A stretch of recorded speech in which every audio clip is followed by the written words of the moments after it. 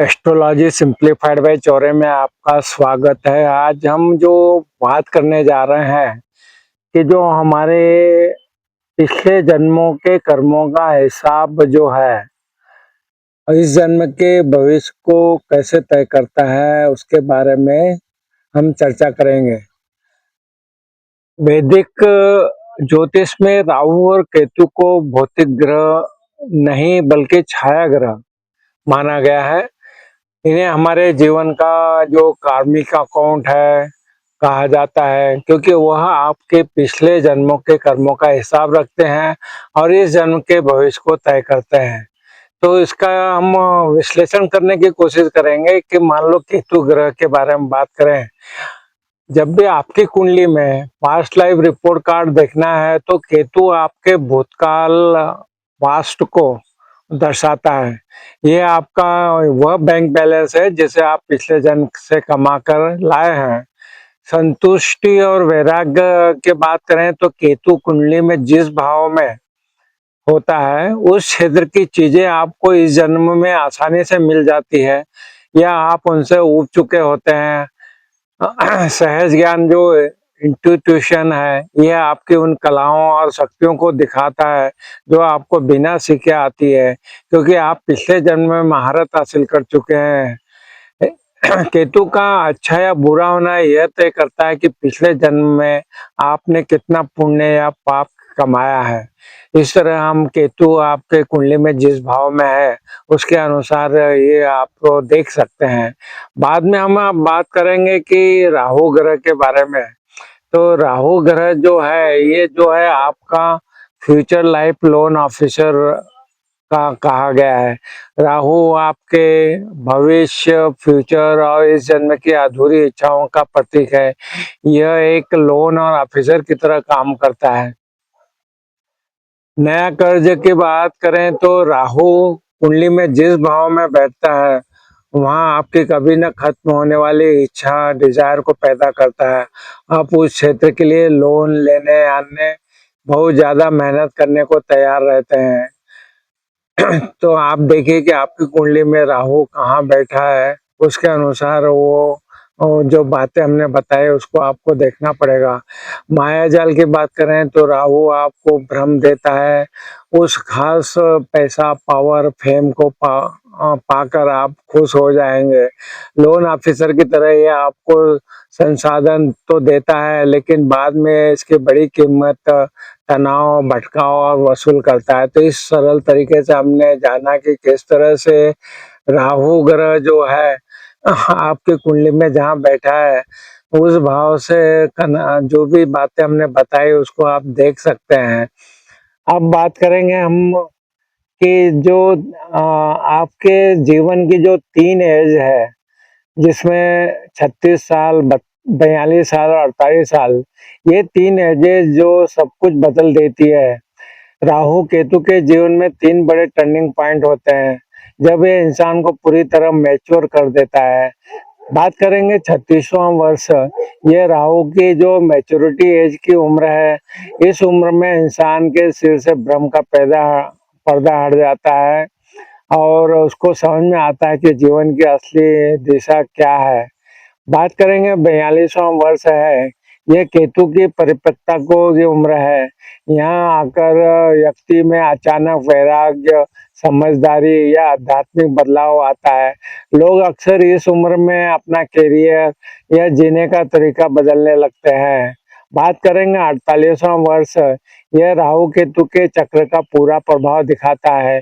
यहाँ व्यक्ति अपने जीवन के आधे सफर का मूल्यांकन करता है और कर्मों का बड़ा फल सकारात्मक या नकारात्मक आपके सामने आता है। अब बात करेंगे महादशा को आपको कैसे पढ़ेंगे। महादशा से जो करंट जो कार्मिक अकाउंट है उसकी बात करें तो हमको मालूम है कि राहु की महादशा 18 साल और केतु की 7 साल की होती है। यह आपके मौजूदा जो कर्मों का हिसाब किताब है। जब राहु की महादशा आती है तो यह आपको अचानक ऊंचाइयों पर ले जाता है और अचानक भ्रमित करके नीचे भी गिरा सकता है। यह आपके इस जन्म के कर्मों की परीक्षा लेता है। बात करें केतु महादशा के बारे में तो यह इंसानों को अकेलापन, नुकसान या अलगाव देती है ताकि व्यक्ति भौतिक दुनिया से कटकर अपनी आत्मा से जुड़ सके। इस तरह हमने देखा कि महादशा का क्या प्रभाव होता है। हम जो बात कर रहे हैं कि अगर बार-बार रिपीट होने वाले स्ट्रगल और ऐसा कोई पैटर्न को जो तोड़ता है तो उसको देखें। तो यदि आपके जीवन में एक जैसी परेशानियां जैसे बार-बार नौकरी छूटना, धोखा मिलना या बीमार होना, अगर ये हो रहा है तो ये राहु केतु का कर्मों का चक्र है। पैटर्न को आपको तोड़ना होगा। आपको कैसे तोड़ें? तो राहु जिस चीज़ के पीछे आपको अंधाधुंध भगा रहा है, वहाँ थोड़ा रुकें, वहाँ डिटैचमेंट को लाएँ। यानी केतु जिस चीज़ से आपको दूर भगा रहा है, उसकी ज़िम्मेदारियों को आपको स्वीकार करना चाहिए। जब आप अपना भागना बंद कर देते हैं, तो कर्म का ये लूप जो है वो टूट जाता है। इस तरह से आप देख सकते हैं। अब हम जो चर्चा करने जा रहे हैं कि सोलमेट या जो कार्मिक डेप्थ है वो रिलेशनशिप में वो उसको एस्ट्रोलॉजी में कैसा डिकोडेड करते हैं उसके बारे में हम चर्चा करेंगे। कुंडली में जब राहु केतु का संबंध, जब विवाह का भाव जो हमारा 7वां भाव है या शुक्र या गुरु से होता है तो यह कर्म का कनेक्शन बनाता है। कार्मिक डेप्थ की बात करें तो धार्मिक कर्ज जो है, कुछ लोग आपके जीवन में सिर्फ पुराना हिसाब किताब बराबर करने आते हैं। वे आपको अत्यधिक या तो मानसिक कष्ट देंगे, लेकिन आप उनसे अलग नहीं हो पाएंगे जब तक कि वो हिसाब किताब पूरा नहीं हो जाता है। इसको कैसे पहचाने? अगर किसी रिश्ते में बिना वजह बहुत ज्यादा ड्रामा, उतार चढ़ाव, खिंचाव आपको दिख रहा है तो वह आत्मा का मिलन है, सोलमेट है। आत्मा का मिलन सोलमेट नहीं है, बल्कि कार्मिक कर्ज है, कार्मिक डेप्थ है। इस तरह से आप इसको पहचान सकते हैं। बात करेंगे राहु केतु के कुछ सरल उपायों के बारे में। तो राहु केतु को शांत रखने के लिए जो और कार्मिक दोषों को कम करने के जो सरल उपाय हैं उसकी अगर हम चर्चा करें तो आपको सफाई कर्मियों और असहाय जो लोग हैं उनकी मदद करना। राहु समाज के निचले जो तबके के लोग हैं उनका प्रतिनिधित्व करता है। सफाई कर्मचारी है, कुष्ठ रोगियां या गरीबों को जो दान देने और उनका सम्मान करने से राहु तुरंत शुभ फल देने लगता है।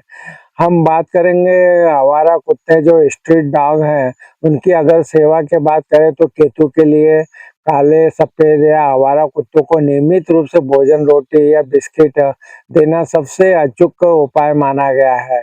भगवान शिव और गणेश जी की पूजा के बारे में बात करें तो राहु के दोषों के लिए शिव जी की जल चढ़ाना या महामंत्र या मंत्र है और उसका जाप करना, और केतु के लिए भगवान गणेश की कर्मा मुक्ति पूजा करना बहुत ही सर्वोत्तम उपायों में से है।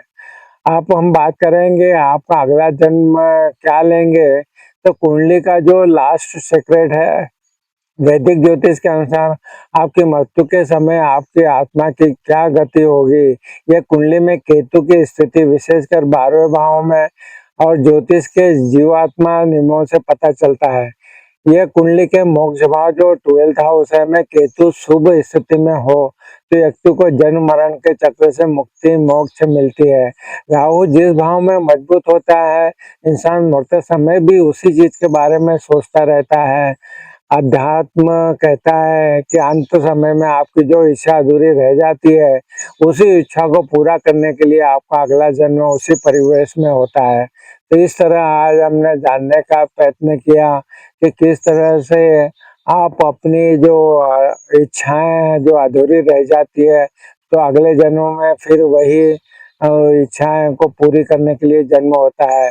तो बहुत ही सरल तरीके से हमने जानने का प्रयत्न किया कि किस तरह से आप इस वैदिक ज्योतिष के अनुसार राहु केतु के जो भौतिक ग्रह है या छाया ग्रह है, ये आपको जो कार्मिक अकाउंटेंट का जो हमने बात की, ये पिछले जन्मों के कर्मों का हिसाब रखते हैं और इस जन्म में भविष्य को तय करते हैं। तो ये छोटी सी यात्रा आपको कैसी लगी? आपको हमारे वीडियो पसंद आ रहा तो हमारे channel astrology simplified by Chaure पे उपलब्ध वीडियो का भी आप लाभ उठाइए और जो ये बहुत ही आपका जो कुंडली है उसका अगर विश्लेषण करें तो आप देखेंगे कि राहु केतु आपके किस भाव में है, तो उस भाव से संबंधित जो बातें हमने बताई है उसका राहु का उस भाव से उसी तरह का संबंध आप देख पाएंगे और केतु का भी वैसा ही संबंध देख पाएंगे। तो और उसके तरह उपायों की तरह वो प्रभाव अगर आपको बार बार परेशान कर रहे हैं तो आप कम कर सकते हैं। आपको अगर वीडियो पसंद आ रहा है तो हमारे चैनल को भी सब्सक्राइब कीजिए और वीडियो को भी लाइक और शेयर कीजिए। आपने हमारे चैनल को सब्सक्राइब किया, वीडियो को लाइक और शेयर किया, इसलिए आप सबका बहुत बहुत धन्यवाद। प्रणाम प्रणाम प्रणाम प्रणाम।